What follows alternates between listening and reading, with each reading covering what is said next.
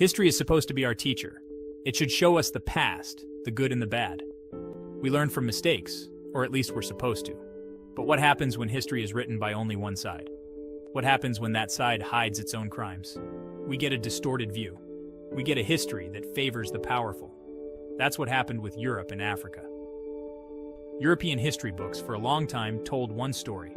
It was a story of European progress and African savagery. But that story is incomplete. It's a story with huge chunks missing. The truth is much uglier. Europe didn't just discover Africa, they invaded it. They stole from it. They enslaved its people. And for centuries, they tried to erase Africa's rich history and culture. It's time we learned the real story.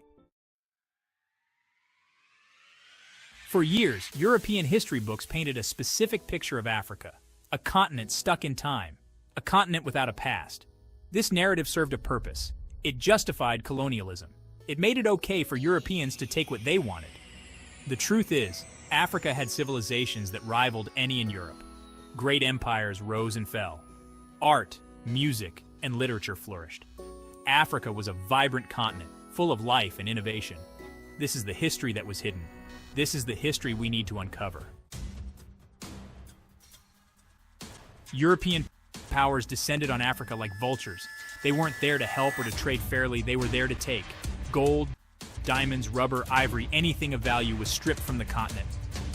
This plundering crippled Africa. It funded European wealth and left Africa impoverished. But the theft went beyond resources. Millions of Africans were kidnapped, chained, and shipped across the Atlantic as slaves. This was a crime against humanity, a stain on the history of the world. Europe didn't just steal from Africa, they tried to steal its history too. Ancient monuments were destroyed, libraries were burned. Oral traditions passed down for generations were dismissed as primitive.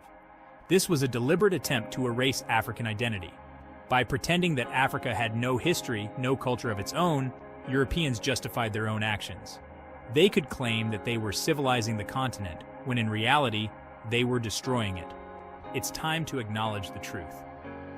Africa had a rich and complex history long before Europeans arrived.